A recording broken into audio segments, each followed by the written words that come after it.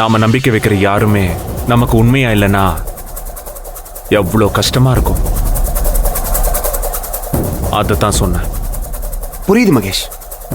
அந்த அன்பும் ஆனந்தி உனக்கு நம்பிக்கை துரோகம் பண்ணிருக்காங்க. அது மன்னிக்க முடியாத குற்றம் தான்.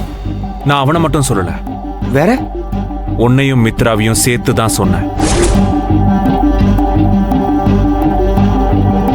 என் பர்சனல் லைஃப்லயும் ப்ரொஃபஷனல் லைஃப்லயும் சரி, நான் ஒன்னு சொன்னா நீங்க வேற ஒன்ன செஞ்சு அது ஏன் நல்லதுக்குன்னு சொல்வீங்க. என் நிம்மதியை கெடுக்குறீங்க. மகேஷ், நீ என்ன சொல்றன்னு எனக்கு புரியல. இன்கிரிமெண்ட் 6 months கழிச்சு கொடுத்தாலும் 6 monthsக்கான இன்கிரிமெண்ட் அமௌண்ட்டை சேர்த்து தான் அவங்களுக்கு கொடுப்போன்னு நானும் டேடும் உங்ககிட்ட தெளிவா அன்னைக்கு சொன்னோம். ஆனா நீங்க அதை சொல்லாம 6 months கழிச்சு தான் இன்கிரிமெண்ட்னு ஸ்டாஃப்ஸ் எல்லாரையும் ட்ரிகர் பண்ணி போராட்டம் பண்ண வச்சுட்டு என்னையும் ட்ரிகர் பண்ணி அந்த அன்பை அடிக்க வச்சிட்டீங்க. ஆனந்திக்கும் ட்ரெயினி டெய்லர் சேலரியை கொடுக்காம ஹெல்பர் சேலரி தான் கொடுத்துருக்கீங்க. ஏன் இப்படி பண்ணீங்க? இல்ல மகேஷ், அது கம்பெனியோட நல்லதுக்காகத்தான் அப்படி பண்ணோம். நான் சொல்றதை மட்டும் செய்யுங்க.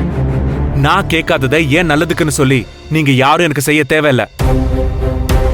நீங்க பண்ற இந்த மாதிரி நான்சென்ஸால நான் தான் என்னமோ ஆனந்தி மேல இருக்கிற பர்சனல் ரிவெஞ்சுக்காக அவளை பழி வாங்க ட்ரெயினி டெய்லர் ஆக்காத மாதிரி இருக்கு.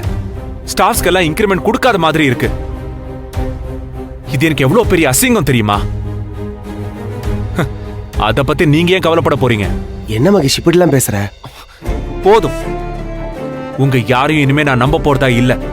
இன்னைக்கு ஆபீஸ்ல இருக்கிற ஸ்டாஃப்ஸ் எல்லார்கிட்டயும் 6 மாசம் இன்கிரிமெண்ட்டை சேர்த்தே தான் தருவோங்கிற விஷயத்த நீங்க சொல்றீங்க. புரியுதா?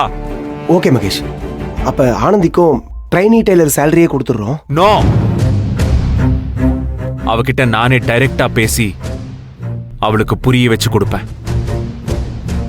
ஆனந்தி கிட்ட பெசன் நகர் பீச்ல நான் அவகிட்ட பேசுறதுக்காக அவளுக்காக காத்துட்டு இருப்பேன்னு சொல்லு.